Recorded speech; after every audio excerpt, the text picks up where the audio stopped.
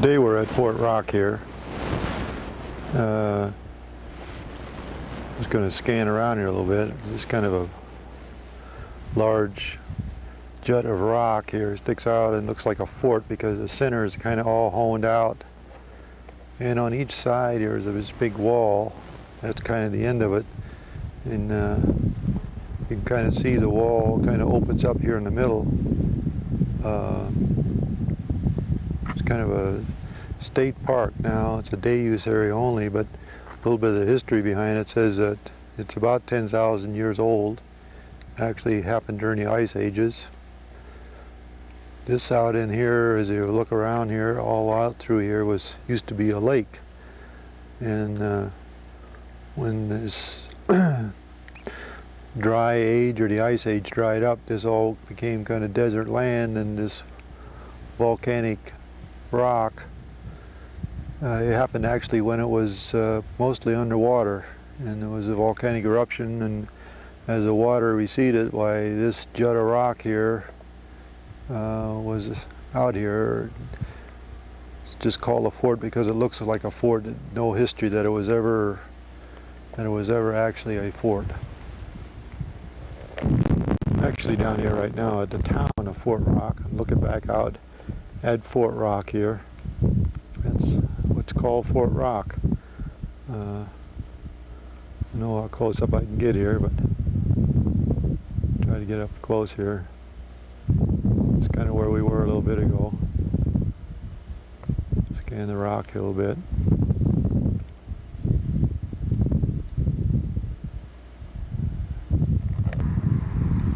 We're now looking at the museum part of the Fort Rock resort here, and they got some ladies here actually that man this place, and some old buildings back out in here.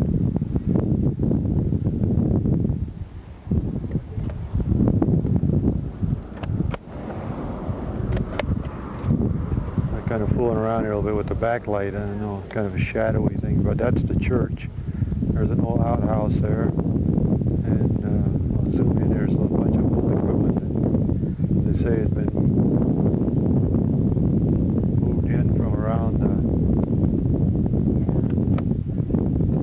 the surrounding area, to brought in here, hopefully to build up a little museum village here. This little church, they say, was standing about 8 miles out of town here, and moved it in here and did some restoration on it. Around over here, some more little old buildings here. That there supposedly was an old water tower, but laying over on the side, but it was moved in. That was a little building there. That's just another little farmstead that people actually lived in, I guess. And go around over to here. Actually, this little building was moved in. It's kind of lopsided, but people actually lived in there. I guess this said it was moved from a farm that was originally established. Fort Rock, when it was in its height, had 160 people lived in here. Most of them came here as settlers to settle the land because the land was free. Now, she tells me there's about 6 full-time residents.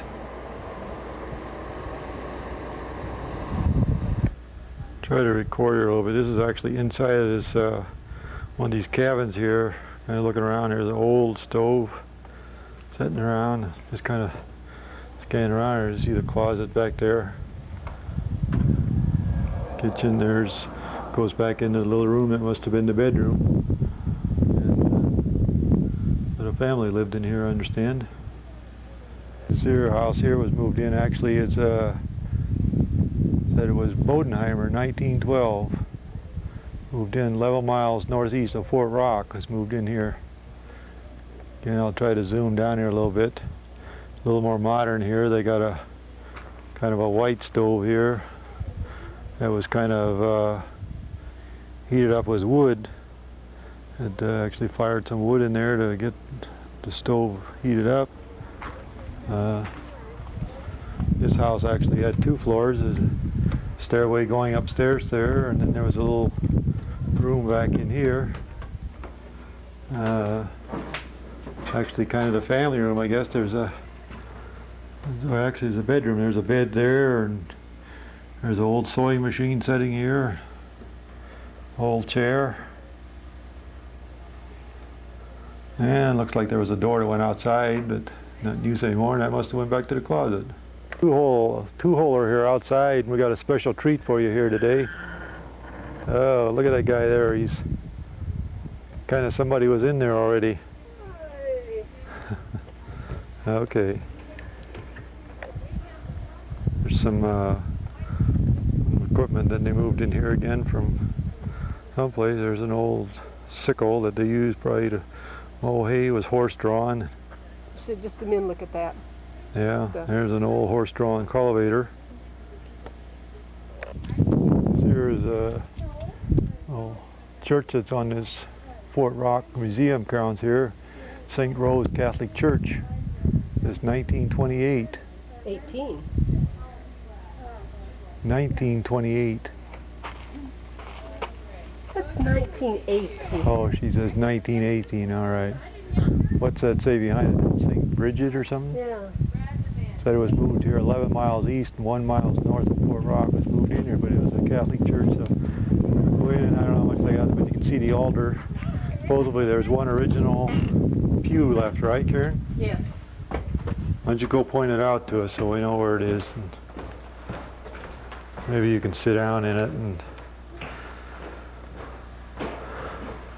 And did she say are they still holding service here or anything? No, or? it's just going to be the same as the rest of it. It's just for people to see it. They no longer use it. This is just the altar there, a little cross above it. And there's the confessional. No, we're have to get around over here, turn around to see the confessional, I guess. But there's no cloth. Free ceiling, isn't it? I don't know if I can get anything here, but No. back in here, that was kind of the confessional. You can see the chair setting there. And no screen on there, but that must be one side is where the guy with all the sins stood, and over there is where the priest was. They got a little balcony up here, evidently where the choir loft or the overflow went. The stairway up there.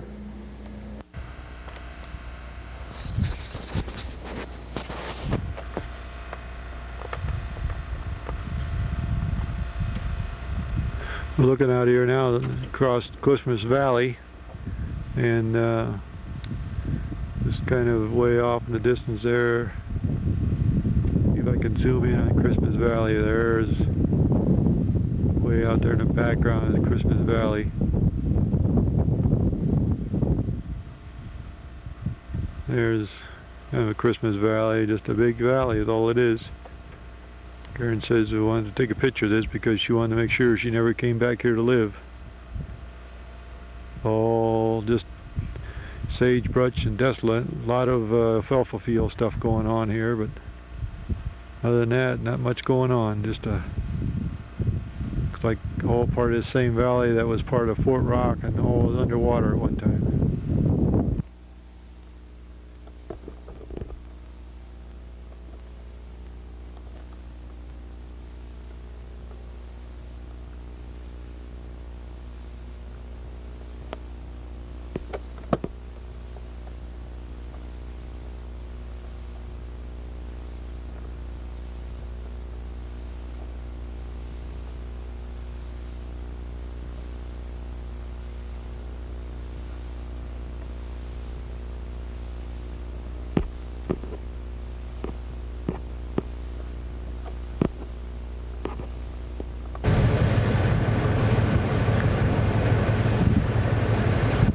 If you can see them or not, out there's a whole herd of antelope, and this happens to be antelope season, and they were out here in this flat out here, and somebody must be sneaking out there and scared them off because they really took off running.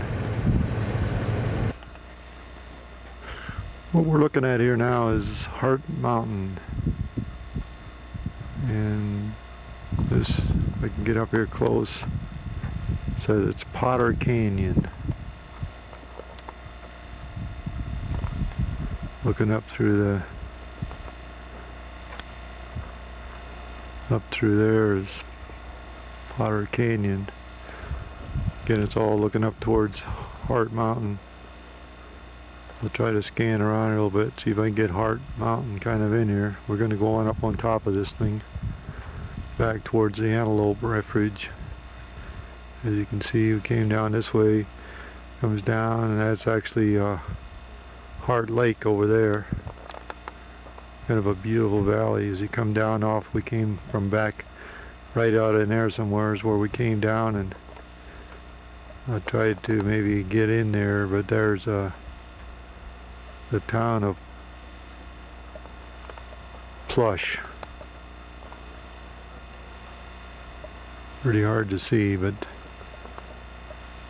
this off around over here, then the lake looks like it's mostly dried up. At one time this lake, I'm sure, spread out over this whole valley here, but now it's just looks like it's all one big bottomland, and they're all cutting hay on it, I guess, and baling it all over the place. Says it's a wildlife refuge, so maybe they leave a lot of that hay laid for the antelope in the wintertime, and it's kind of a, looks like a haven for the ducks and the geese in the wintertime. Yeah, we're going to move on down the road here now.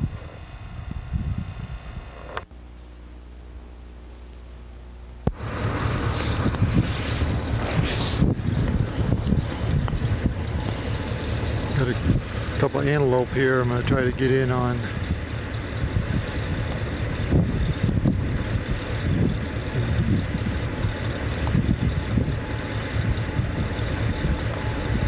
Standing right there looking at us, there's another one right there.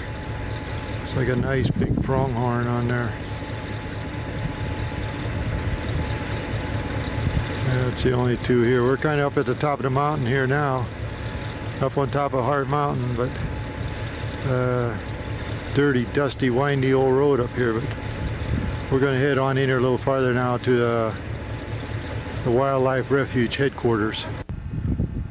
I'm going to take a picture here, back away, kind of show you this dirty road we came in on here, but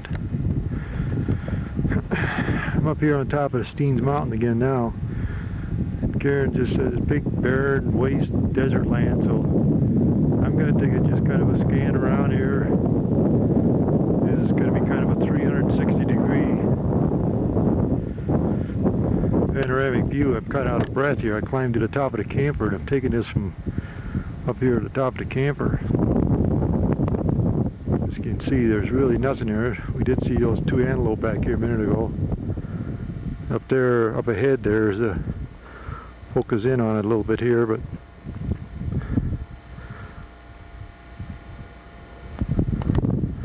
about a mile down the road here, we're going to get to the, it's called the Park Refuge headquarters.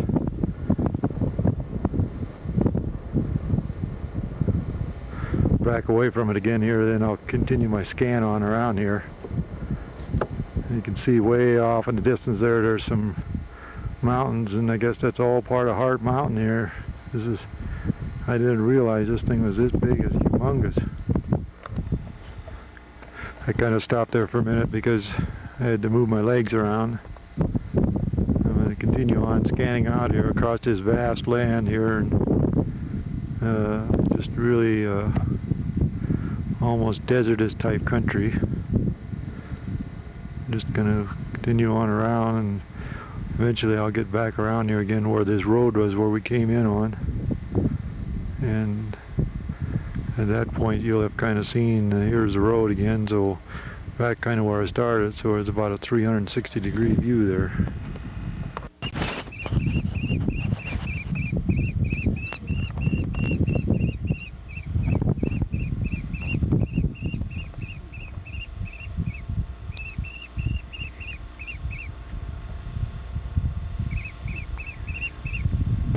This is what kind of red tail, or what are we looking at?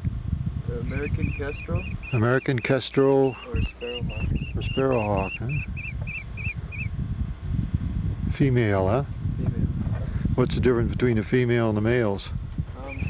Female female have the banded tail there, and the males have a more sort of chestnut color on the back and the tail. Oh. It's just one band, and they have a slate blue on the back. Males are very striking. Well, he's got a beautiful. Is that the?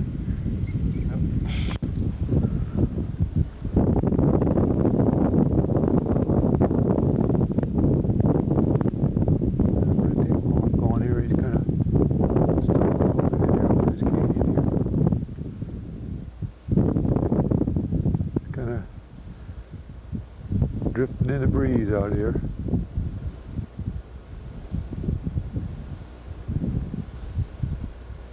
Lost him someplace. There he comes.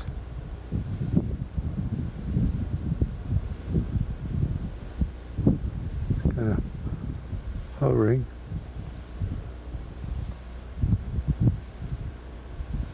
Look off into the sun here now.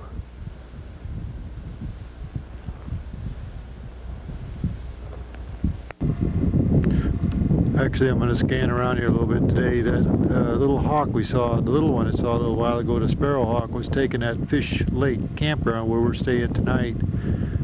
This morning we left Hart Mountain Refuge and we headed back down towards French Glen.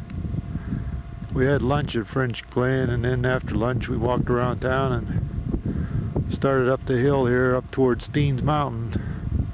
And that's where we are today, is up here at Fish Lake, up on, it's about 9 miles from the summit of Steens Mountain. I'm just going to scan around a little bit just to kind of show you that if you were a hunter of deer especially, you can see why people come to this country. There's just millions of these little draws that go up here and they're full of trees. I'll try to go down in there. Actually, this one here has probably there, maybe I can see that, but there's water down in there. There's actually, as you look back up through there, there's must be a draw or maybe a little river even running up here. But scoot back out here a little bit and just let you know, this is just full of these draws, and they're just green. Everything is green. As far as you can see, this time of year I would think everything would be black. But the sagebrush, even, it has probably 10 inches of new growth. It's just lush green growth. Still flowers in bloom and everything. But these draws, there's just little fingers go up all over. Just they got trees in there, and then there's meadows, and just seems like there just ought to be a deer all over the place. Anyway, my battery light is getting blinking here, so I must be running low on my battery. I'm gonna have to shut it off. I know my battery's low here. I'm gonna try to take a picture of Fish Lake here. There's a camper sitting there in the background, as you can see. Try to get up a little closer. There's a camper sitting there. Fish Lake down there. A few campers around there. It was awful windy this afternoon. I'd like to take my boat down and blow it up, but it looked like it was awful windy. Maybe tomorrow. That's it.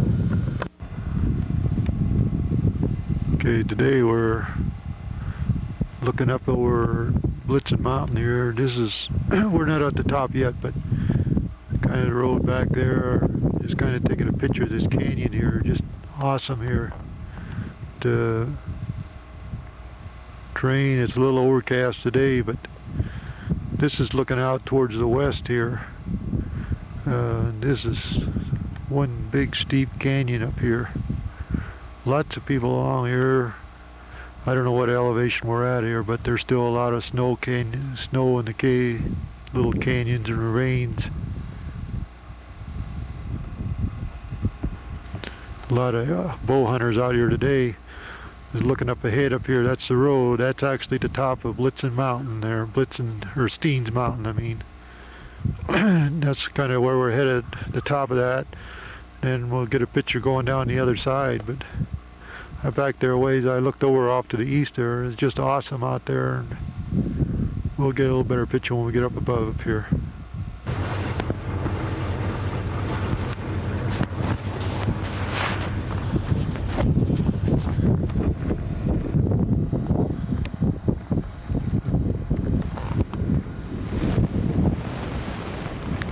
porcupine here.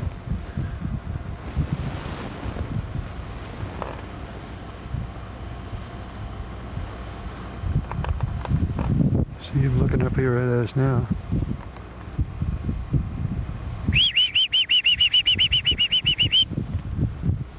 Trying to get him to look up here.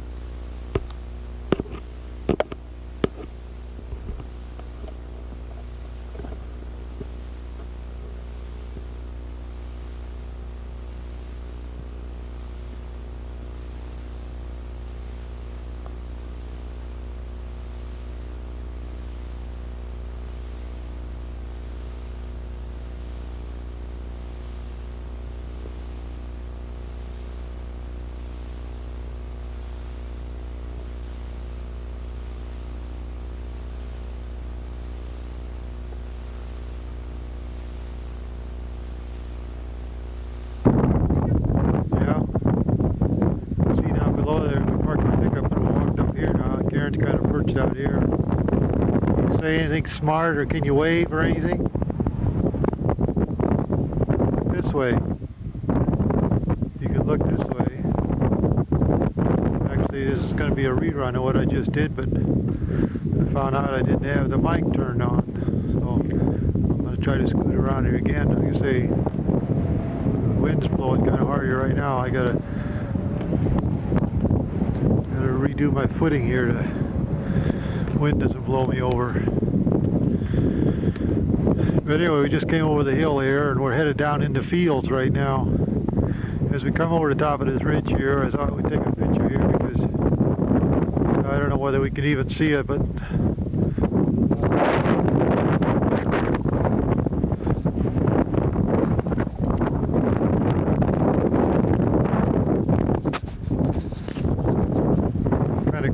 here. The wind's blowing kind of hard. I'm trying to hold it still. But the way the sun's kind of shining here today, it's ought to be kind of pretty. Show all these mountain ranges in the background here. Are actually, the fields is kind of at the bottom end of the Steens Mountains. And this is kind of where we're at now. We're going around nice big valley down there, and down in there someplace it's got to be where Fields, the town of Fields is, and we'll be heading north again. And just kind of going around, you can see that just vast land of really just oh, I don't know whether it's volcanic, I don't think so, but back up in that direction anyway. It's kind of headed north there now, as where we'll see Steens Mountain later on again, but kind of back here now where I started from when Karen was standing. So that's a sign off, I guess. We just left Fields a little bit ago. Now we're headed up the east side of the Steens Mountain, and it's kind of coming from Fields back around this way is going to be just we're just kind of down here on a flat and just kind of run along these mountains here. Fairly majestic.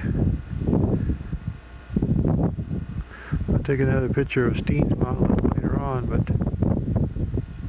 a lot of cloud formation up there today, but Up ahead there that you see there, that's actually Steens Mountain there. Let's see if I can pull it in here a little bit closer. It's actually the top of Steens Mountain where we were at the coming up from the other side. And it looks like a long ways up there. The elevation up there where we stopped, sign says elevation 9,500 feet, but we were probably still another 300 or 400 feet from the top at that point. And as we get up there a little closer, I'll try to take another picture of the Steens Mountain. It's probably going to be our last good look at the Steens Mountain. So I'm going to kind of start over here, and as I go to the left here, we'll get into the Steens Mountain. There's actually Steens Mountain there. I'll try to bring it up a little closer. Down here about another 2 or 3 miles, the road turns to the right real bad, so you won't see. There's some real, it's a canyon that goes up through there. You can see real. Back off a little bit more here now. There it is again, the Steens Mountain. And it just kind of, this whole thing just kind of goes on along the side here. Hillside, there's actually a little farmstead right here. All part of Steens Mountain there, I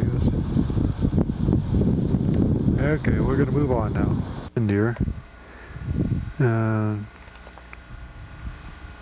Amazed by this big, I thought it was a big lake bottom, but according to the map, it's Alvord Desert, A-L-V-O-R-D, the Alvord Desert, and just big, long, flat, looks to me like a dry lake bed, but the white sand out there. And then as I come around here again, I'm going to come out to the Steens Mountain again. I'm amazed all the time. Every time I come around the bend, there's kind of a new view. I'll focus in on it a little bit here. Just amazed at the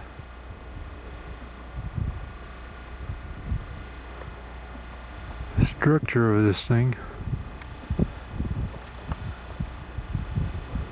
I wish I could see some mountain goats, but I know that's going to be impossible.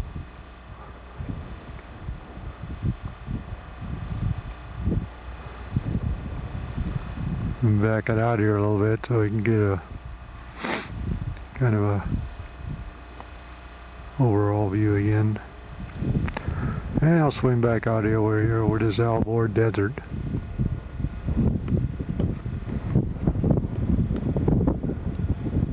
Wind's blowing kind of hard here today, so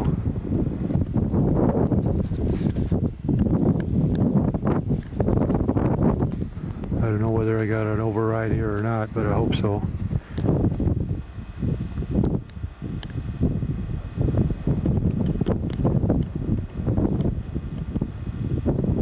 Yeah, I guess we'll head on down the road. We're going to eat our lunch here, and we're going to go on down the road. Okay, we've decided this is going to be our last shots of Steens Mountain. Now we're right opposite it, and we'll show you right up above here where we were. We went up that way, came up above up there, and right on up over top there. It kind of goes right on around, goes along the rim up there when you're up on the top side, and it's kind of amazing formation in there. I'll try to get up a little bit of a close-up in there. You can see how rugged that stuff is. It's really just kind of amazing.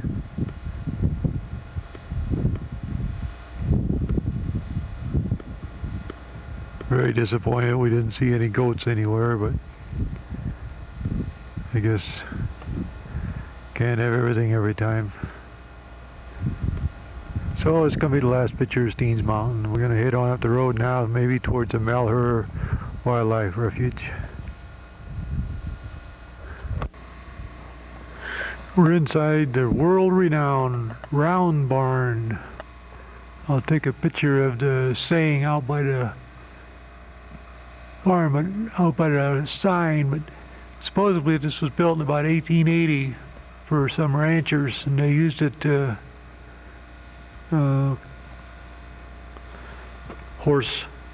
to corral horses and mules for the wintertime, and I guess they broke them in here. This is a concrete wall around here. On the inside ring here is a whole bunch of juniper timbers here that support the roof. And around the outside there's about a 15-foot covered area, like almost like a racetrack, I guess. Not a racetrack, but an exercise circle that maybe they use to break the horses in the wintertime or something. Kind of an interesting center support here. They got that juniper goes all the way up, and then they got outriggers like that to support.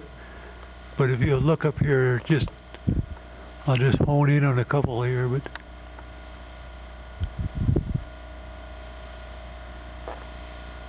there's hundreds of these little mud nests around, and I assume they're probably sparrows that return here in the spring. Just the place is just full of them. The round barn. I'm still looking at the round barn here. Went back here a little bit. This must have been the main entrance to the barn. It is round. Kind of a big, pretty good sized barn. Lots of work there. This little Oregon history talks about the round barn. It was about 1880. Pete French built this unusual round barn. French was the boss of the P Ranch, a vast spread in Donner and Blitzen Valley. He and his riders used the barn for breeding or breaking and exercising horses in winter, early in winter. Nearly 300 head of horses and mule colts were foaled each year. Some were sold, but most were kept to work the ranch. Placed on high ground for better drainage, the barn encloses a stone corral 60 feet in diameter and a track between the corral and the outside wall. The conical roof is supported by a juniper center post, braces, and poles, and is covered with cedar shingles.